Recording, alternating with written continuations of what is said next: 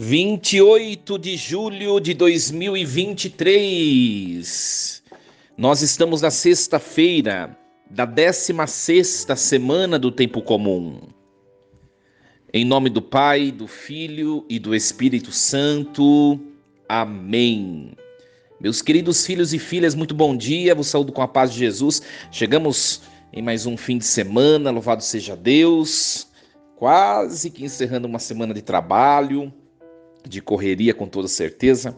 Nada melhor do que iniciarmos o fim de semana na presença do Senhor, escutando a palavra do Senhor. Nós vamos meditar o texto da primeira leitura que a igreja nos propõe na liturgia de hoje, que é o texto do Êxodo, capítulo 20, versículos do 1 ao 17. Naqueles dias, Deus pronunciou todas estas palavras: Eu sou o Senhor teu Deus que te tirou do Egito, da casa da escravidão. Não terás outros deuses além de mim. Não farás para ti imagem esculpida, nem figura alguma do que existe em cima nos céus ou embaixo na terra, ou do que existe nas águas debaixo da terra. Não te prostrarás diante desses deuses, nem lhes prestarás culto, pois eu sou o Senhor teu Deus, um Deus ciumento. Castigo a culpa dos pais nos filhos, até a terceira e quarta geração dos que me odeiam, mas uso de misericórdia por 1000 gerações, com aqueles que me amam e guardam os meus mandamentos. Não pronunciarás o nome do Senhor teu Deus em vão, porque o Senhor não deixará sem castigo quem pronunciar o seu nome em vão. Lembra-te de santificar o dia de sábado. Trabalharás durante 6 dias e farás todos os teus trabalhos. Mas o 7º dia é sábado, dedicado ao Senhor teu Deus. Não farás trabalho algum, nem tu, nem teu filho, nem tua filha, nem teu escravo, nem tua escrava, nem teu gado, nem o estrangeiro que vive em tuas cidades. Porque o Senhor fez em 6 dias o céu e a terra, o mar e tudo que eles contêm, mas no 7º dia descansou. Por isso, o Senhor abençoou o dia de sábado e o santificou. Honra teu pai e tua mãe, para que vivas longos anos na terra que o Senhor teu Deus te dará. Não matarás, não cometerás adultério, não furtarás, não levantarás falso testemunho contra o teu próximo, não cobiçarás a casa do teu próximo, não cobiçarás a mulher do teu próximo, nem seu escravo, nem sua escrava, nem seu boi, nem seu jumento, nem coisa alguma que lhe pertença. Palavra do Senhor. Graças a Deus. Meus queridos filhos e filhas, gostaria de retomar um pouquinho o texto de ontem. Nós temos a graça, nós que estamos conectados e nos encontramos virtualmente todos os dias, né? Nós temos a graça de acompanhar a sequência da liturgia da igreja, que é fantástica, né? Se vocês ouvirem a reflexão dos textos durante o ano todo, você vai acompanhar a história da salvação por completo nesse ano, que é o ano ímpar, assim chamado na liturgia dos dias de semana, né? Então, meus queridos, ontem nós vemos que depois de 3 meses que o povo saiu do Egito, 3 meses depois, o povo que caminhou no deserto, o povo chega diante do Monte Sinai. Imagina, 3 anos caminhando. Eles chegaram diante do Monte Sinai. E aí Deus diz para Moisés: vai lá e pede para o povo se preparar 3 dias de preparação. Se prepara bem, né? Se santifique, lave suas vestes, enfim, estejam prontos, porque no terceiro dia eu vou descer diante de todo o povo sobre a montanha do Sinai. Ontem nós acompanhávamos esse texto, vocês se lembram, né? O que quer dizer essa parte de ontem para nós? Que para nos encontrarmos com Deus, nós precisamos nos preparar, sabe? Tem gente que acha que que possuir a Deus, ou seja, que viver uma vida de elevação ao sobrenatural, é uma coisa simples, e não é, né? Nós vemos o testemunho de Santa Teresa de Ávila, as 7 moradas. Nós não conseguimos sair nem da segunda para atingir a 7ª que esta e tantos santos atingiram, depois de uma vida de tanta purificação, de purgação, né? Então nós precisamos nos preparar para nos encontrarmos com Deus. Por isso que a igreja prevê, meus queridos, você vai celebrar a missa, tem uma preparação antes. Você tem que fazer uma hora de jejum, não pode comer nada uma hora antes, que as pessoas estão esquecendo isso. Você já tem que ir acalentando o coração, se preparando em oração para aquilo que você vai celebrar.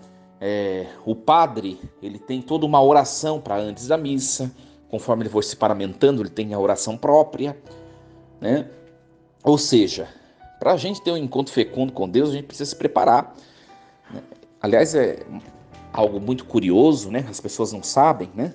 Por que a gente reza tríduo, né? Sobretudo quando celebra padroeiros. Por que a gente faz tríduo nas igrejas? É fundamentado nesse texto que nós ouvimos ontem, do Êxodo, do capítulo 19, para o povo poder experimentar a manifestação teofânica que aconteceu no Sinai, ou seja, para o povo poder experimentar fazer aquela experiência de Deus no Sinai, o povo teve que se preparar. Primeiramente, o povo caminhou 3 meses, que já foi uma preparação. E depois, de maneira muito iminente, o povo teve que se preparar 3 dias. O próprio Deus pede para o povo se preparar. Hoje, amanhã, no 3º dia eu vou descer e vou me manifestar. Pede para o povo se santificar, para o povo lavar as suas vestes. A gente precisa se preparar para se encontrar com Deus. Tá? E o texto dizia isso ontem. Sabe? Quantas vezes, meus queridos, a gente vai para celebrações com pensamento no trabalho, com pensamento no almoço que a gente tem que fazer, com pensamento do que a gente tem que fazer depois da missa. Você não vai ver a manifestação de Deus. Você não vai.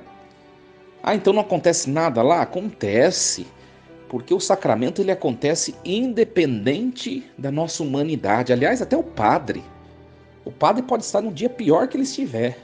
Se ele fizer as fórmulas certinho, cumprir o rito, Deus vai se manifestar, porque é Deus quem faz acontecer a eficácia do culto. O problema está, eu não vou colher os frutos daquilo que eu estou celebrando.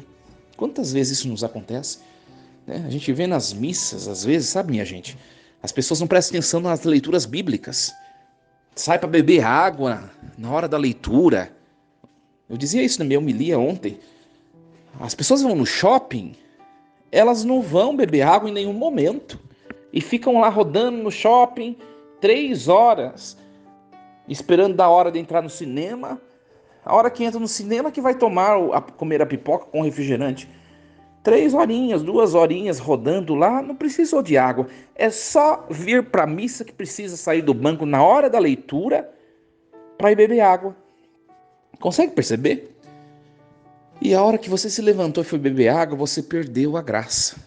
Porque Jesus estava falando com a Assembleia por meio do texto bíblico. Você perdeu.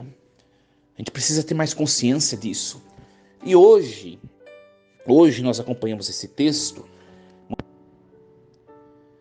Hoje é continuação, meus queridos. Hoje é continuação. O povo se preparou e aí Deus se manifestou. E aí Deus revelou, né, aquele pacto, o pacto que eles vão selar diante do Sinai. Deus revelou a sua parte, o que ele exigia do povo. Deus falou com o povo a sua vontade, Deus dialogou com o povo. Voltando no texto de ontem ainda, quantas vezes nós pedimos sinais ou a intervenção de Deus em tantas situações da nossa vida, mas nós não escutamos a Deus, não nos preparamos, né? Quantas vezes você passou dificuldade na sua vida?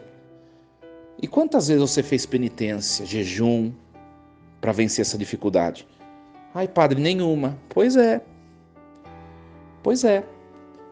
Nós queremos algo de Deus, mas nós não queremos fazer nada em troca. Nem as coisas que estão dentro do nosso conforto. Nem isso às vezes a gente quer fazer. E a gente não escuta a Deus. Mas o povo se preparou. O povo se preparou 3 meses caminhando no deserto para chegar lá diante do monte. E quando chegou, o povo ficou mais 3 dias se preparando. Como se preparou bem, pôde perceber a ação de Deus. E Deus falou com o povo, que aí entra o texto de hoje. Olha, foi uma introdução ao texto de hoje. Que são os mandamentos, né? Que são os mandamentos. Ele diz: eu sou Deus, eu sou o teu Deus que te tirou do Egito, sou eu. E ele fala, ele vai dar as suas cláusulas. Não terás outros deuses além de mim. Não farás para ti imagem esculpida, nem figura alguma do que existe em cima nos céus ou embaixo na terra. Os nossos irmãos protestantes interpretam mal esse texto. Deus está mandando que o povo não crie ídolos, deuses, né? Os nossos irmãos protestantes criticam as nossas imagens, mas eles não entram na cabeça deles que para nós as imagens não são deuses. Nós temos plena consciência que aquela imagem não é capaz de fazer nada em nosso benefício. E nós temos plena consciência. A imagem para nós é uma foto, é um retrato. Só que não é um retrato qualquer, como se fosse um retrato de um familiar meu. É um retrato de alguém muito importante, de alguém que viveu a santidade. Então, para esse retrato, para essa foto, para essa imagem, eu tenho um pouquinho mais de carinho ao manuseá-la. Por isso que às vezes eu osculo uma imagem, por isso que às vezes eu reverencio uma imagem, mas não quer dizer que aquilo lá é Deus e que aquilo lá vai fazer milagre na minha vida. Todos nós temos consciência disso, né? Mas não entra na cabeça deles, né? Dos nossos irmãos protestantes. Aqui Deus está falando de ídolos. O que são ídolos? Aquilo que nós colocamos no lugar de Deus. É diferente. E pode ser que nós tenhamos coisas na nossa vida que sejam nossos ídolos e não são a imagem de santo.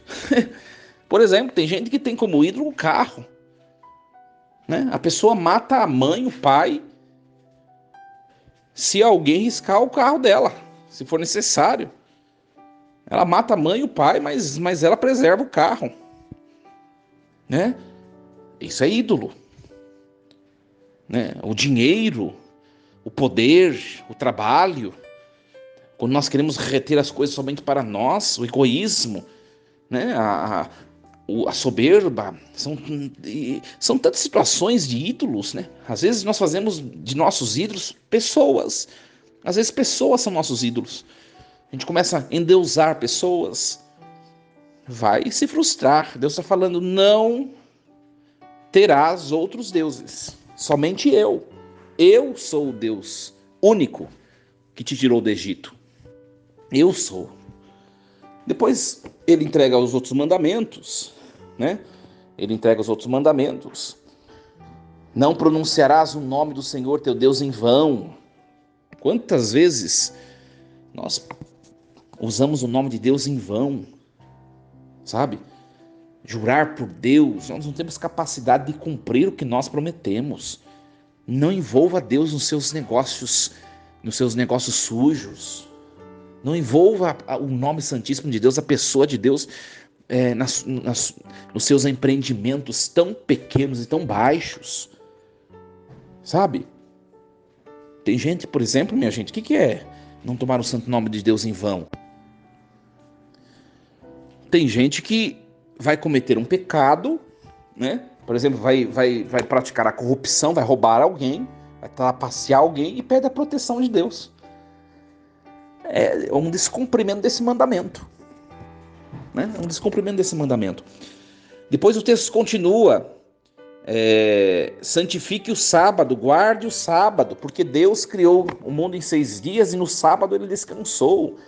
É claro que nós compreendemos numa tradição cristã que esse mandamento ele foi renovado por meio da pessoa do próprio Deus, Jesus Cristo, que ressuscitou no domingo. Por isso que nós guardamos o domingo. Do sábado, nós agora guardamos o domingo. Por quê? Porque na primeira criação Deus guardou o sábado, né? E todos deviam guardar o sábado. ao modo que Deus assim o guardou. Só que depois entrou o pecado no mundo, teve que ter um dia da recriação, do conserto, do estrago que o pecado fez, que é o 8º dia, que é o domingo. Por isso que guardamos o dia 8º, o dia da restauração, do conserto, da nova criação que instaurada por Cristo, que é o domingo, quando ele ressuscitou. Então nós guardamos o domingo. O que é guardar o domingo? É você não se envolver em atividades que visam trabalho. E tem gente que descumpre esse mandamento e ninguém fala nada. Pessoas que vão na igreja, tem pessoas que faltam da missa, tem negócio próprio para trabalhar. Aí não vai no sábado e não vai no domingo da missa. Está em pecado grave, porque descumpriu esse mandamento, né? E salvo exceções, né? Salvo exceções. O pai de família que trabalha por turnos e que sustenta a família e caiu bem no domingo nessa semana, é uma exceção. Ele foi obrigado a fazê-lo. Aí é uma exceção. Aí esse pai de família que vá à missa no sábado à noite, ou que vá à missa no domingo à noite. Ele tem que pensar prioritariamente em cumprir o preceito. Se ainda assim não conseguir, nessa condição ainda está ileso do pecado. O que eu estou dizendo é que tem pessoas que, por exemplo, que gente que tem negócio próprio, né? E poderia não trabalhar de domingo, mas trabalha visando lucro, descumpre o mandamento. Isso é pecado grave. Domingo é dia de missa e depois é dia de família. É isso, minha gente. De missa e de família. Depois o texto continua.